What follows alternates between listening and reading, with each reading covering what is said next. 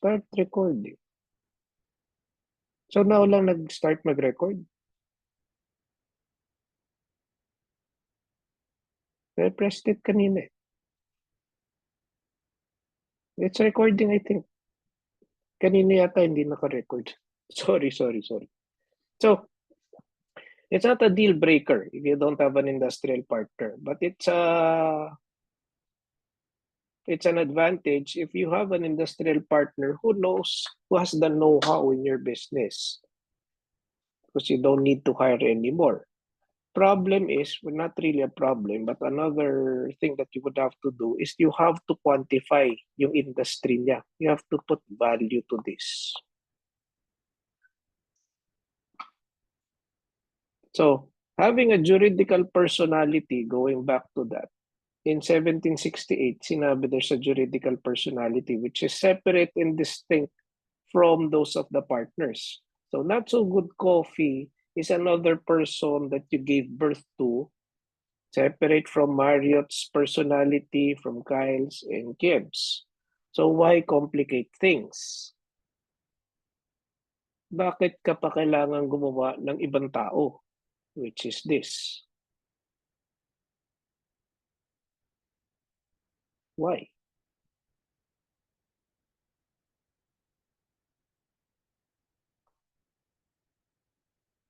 I'm checking out the new features of Zoom.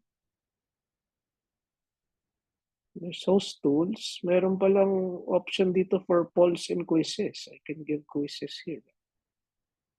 Would you like that? Host tools.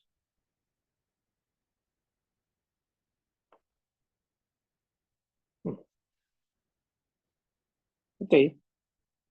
Why do we have to have another person? What is the advantage? So Julio again, your hand is raised. Why complicate?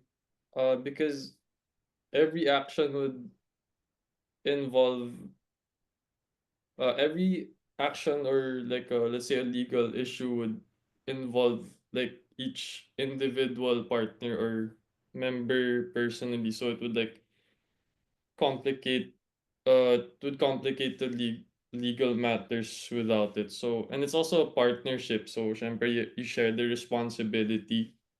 So having So if a you're dealing with a juridical third person, there's a third person having coffee. Okay.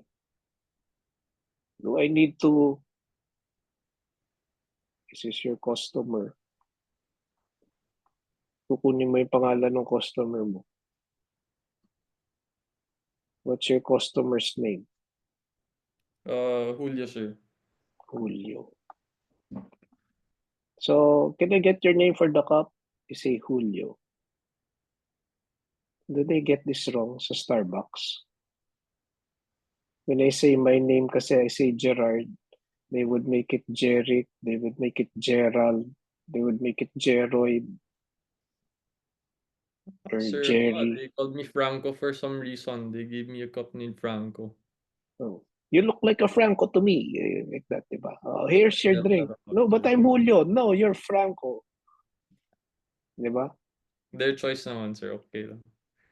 So, Julio, when you're buying coffee, do you need to to talk to Mario, Kyle, and Kim? I want No, sir. a tall, hot Americano. Marriott goes na, tall, hot Americano. Kyle goes na, oh no, he doesn't deserve a tall, hot Americano. Kim goes, sige na nga, pwede na. So you get a cup. You have to talk to three of them. No, sir. Di ba? Not so good coffee lang yung kausap mo. Yes, sir. So you made it complicated. You gave birth to not so good coffee so that we don't need to talk to the three partners. It's just not so good coffee. But how do you do it? The concept of a juridical person, so this, you give birth to this, anyone, ang concept ng partnership, any of the partners would be an agent or a representative of Not So Good Coffee. So I can talk to any one of them, and it's as if I'm talking to everyone already. So made it complicated to make it simple. So aside from Marriott, Kyle, and Kim, they may also have representatives. They may have employees. That would be representing Not So Good Coffee. So kung sino yung mga agents nila, associates nila dyan, ng partners, they would still be representing it, which makes it simpler for Julio to order a cup of coffee. Right? Yes. Okay. So if you move further, you might ask, so this is a contract. What do you need to do?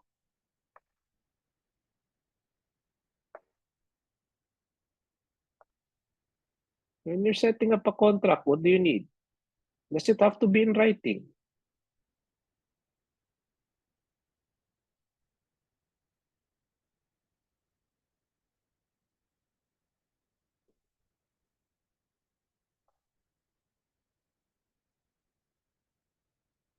Kailangan ba in writing yan partnership contract mo?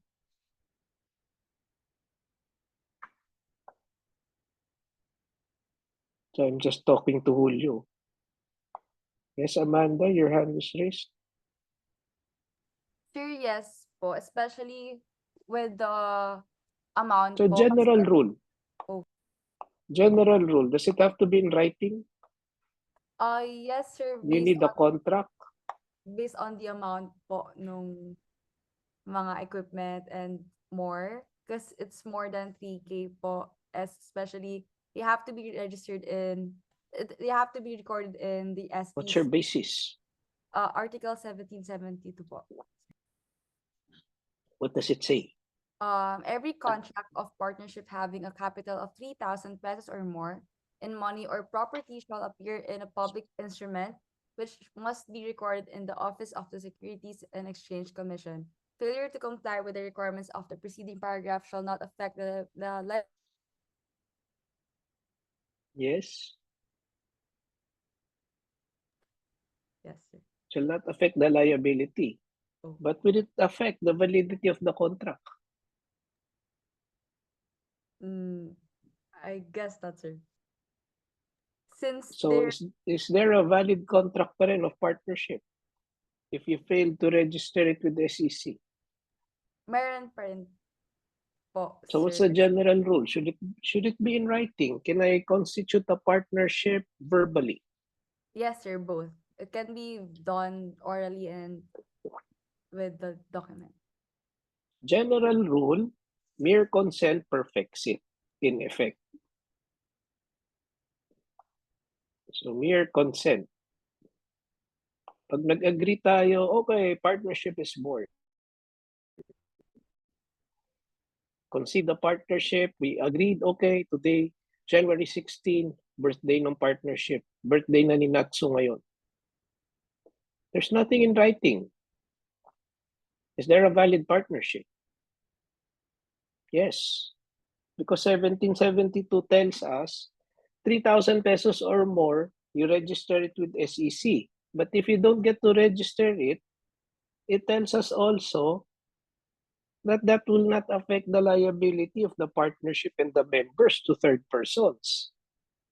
So kahit hindi mo na-register yan sa SEC, you've been dealing with third parties, you had nothing in writing. Yet, Natsu is still bound. Diba? So is there any exception to that? So general rule, no need. It's a consensual lang, consensual thing. Mere consent perfects it. That's the general rule. Is there any exception? Kailangan talaga in writing yan. Yeah, Jules? Is your hand raised? Kind of hard to tell. Umaandar eh. Is there any exception?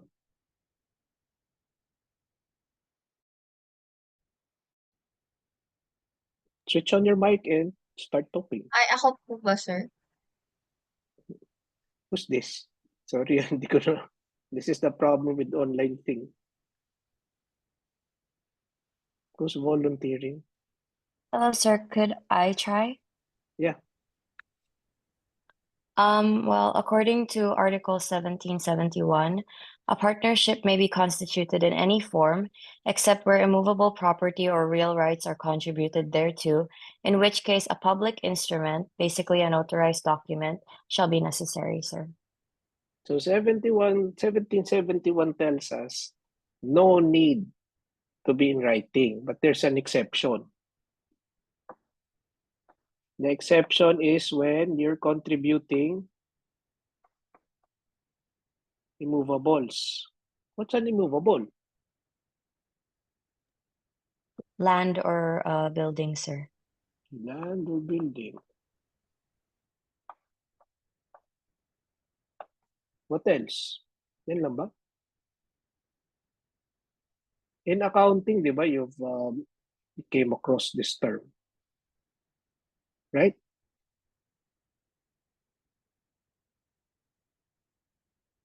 So why be so strict as far as immovables are concerned?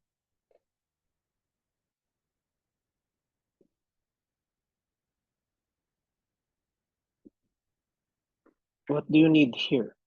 You need public instrument.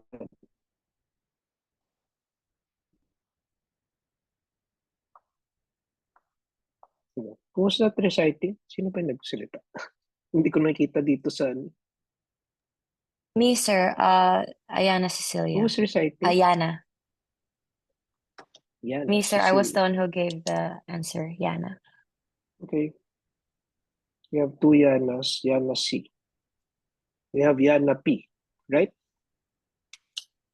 Yes, sir. Jules, Christiana, your hand is raised. Yes po, sir. Yeah. Ay, hindi, sir. Akala ko Nakalimutan pa yung may sasabihin receipt. niya. Akala ko pa may receipt. Akala ko tatanong kayo, sir. Oh, I thought you wanted to say something. Well, I'm gonna ask something since you raised your hand. So, why are we so strict about immovables? Why does it have to be in a public instrument? But wait, what's a public instrument pala? Public instrument po, sir, is parang, doon po nakalagay yung mga important details po. What makes it public?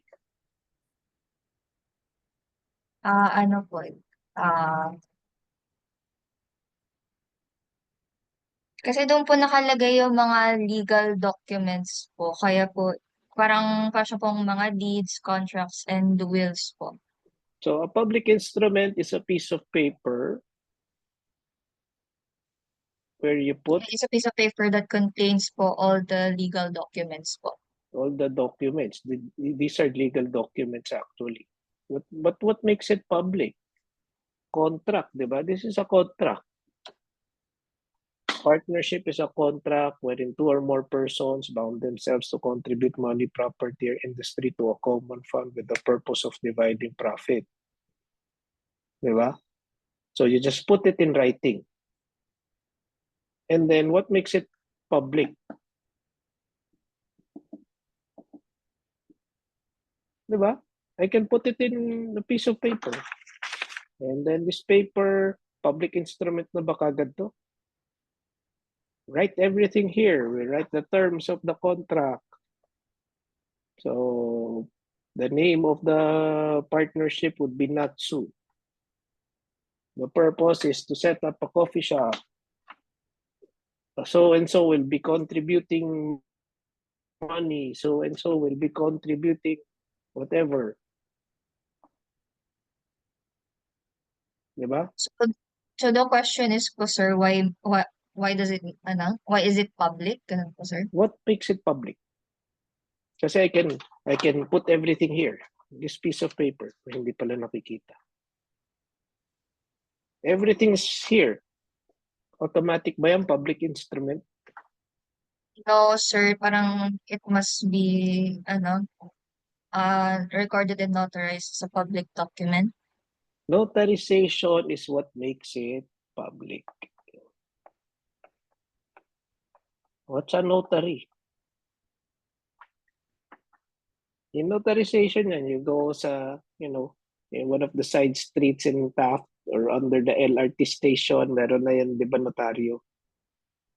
So, yun na ba? Okay na ba yun? Yeah. For all intents and purposes. Unless someone questions it. Sabi, wala naman yung attorney dyan na pumirma na. Supposedly, that signature is something that is supposed to have signed. Wala naman siya dyan eh. Well, panotaryo mo dyan, valid yan. At unless someone questions it. Notary, what is the purpose of this notary? If you check it out, it's somewhere in the dorsal part of your document towards the end. It tells you that, so and so personally appeared before me. Let's say the partners appeared before me and were sworn under oath that they agreed to enter into this partnership contract contributing such and such.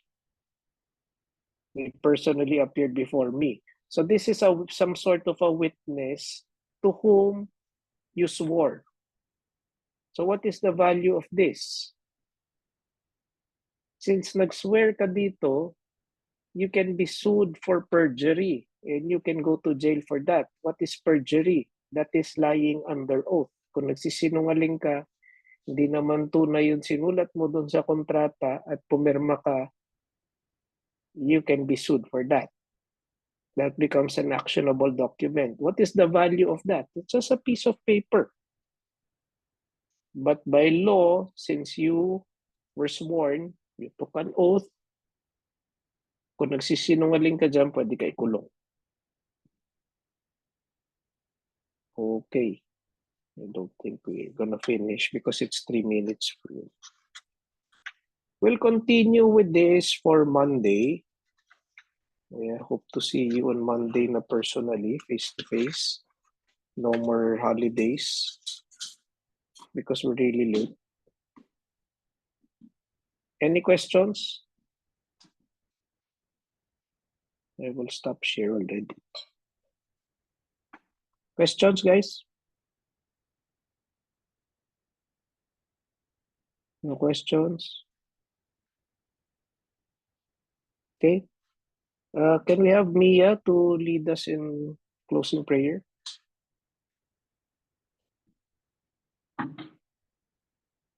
Mia Magalones.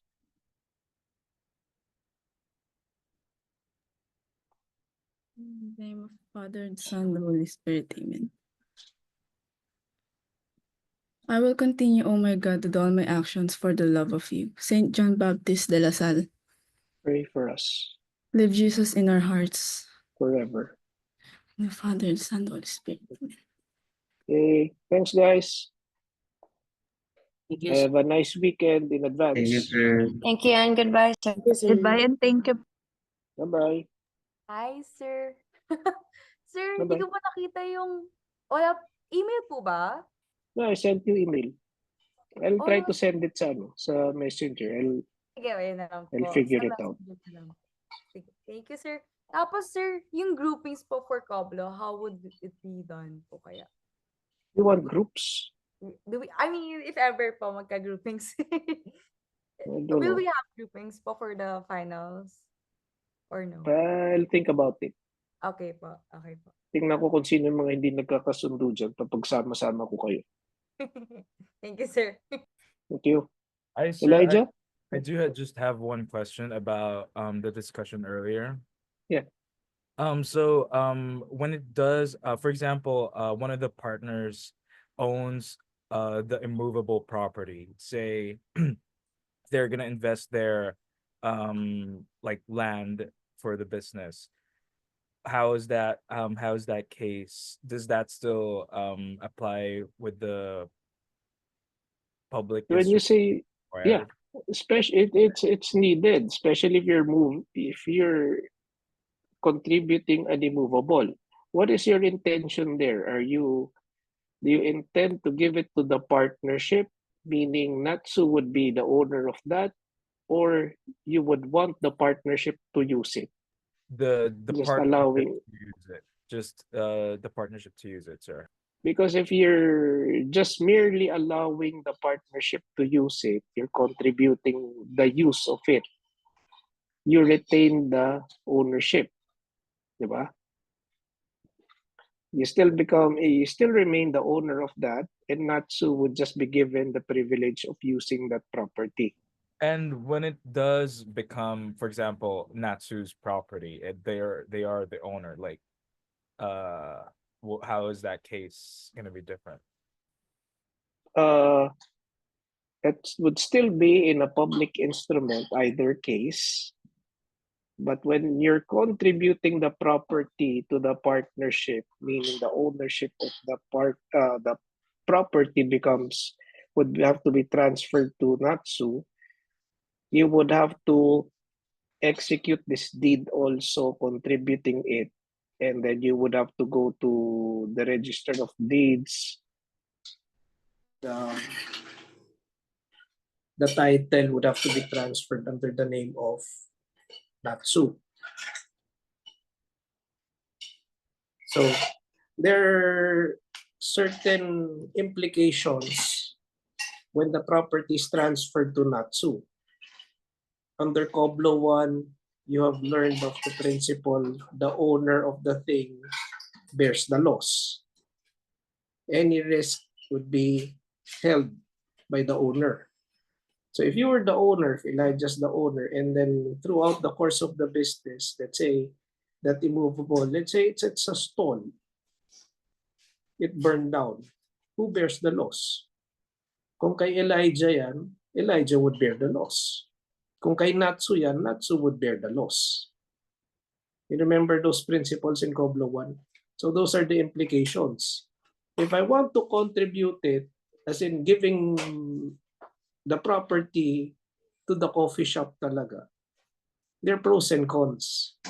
Right. Once gagamit na ng coffee shop yan, the loss would be, well, the coffee shop would bear the loss. Maintenance would be the coffee shop's account din. So those are the things. Why do we make it so, why are we so strict about immovables?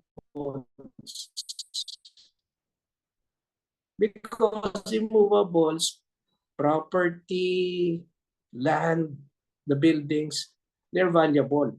And especially land, if you've noticed, they appreciate in value.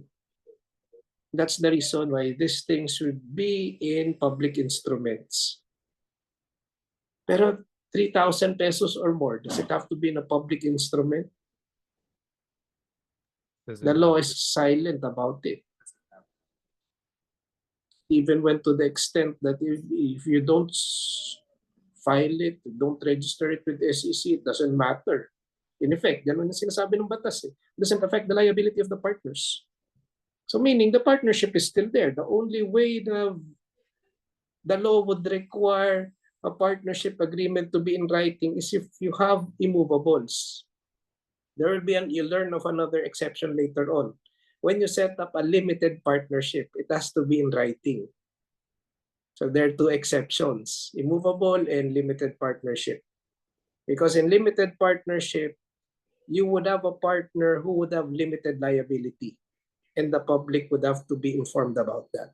Right, right. So those are the two exceptions of having the partnership contract in writing. Right. Yeah, thank you so much, sir, for Overtime clarifying. tayo, interesado kayo kunyari.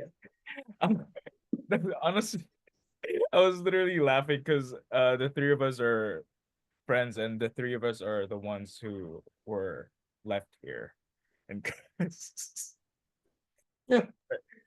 right. I hope Anyway, you can relate because this is the only way you can really learn this subject. honestly, yeah, sir. Oh wait, okay. Let me just take advantage of this moment. What would you recommend then? For example, I do have an immovable property, like, and I do plan on having a partnership. What would you recommend or suggest as someone that's contributing their immovable property? Do you are you like, would you suggest keeping it on my ownership or transferring the ownership to the business or the partnership?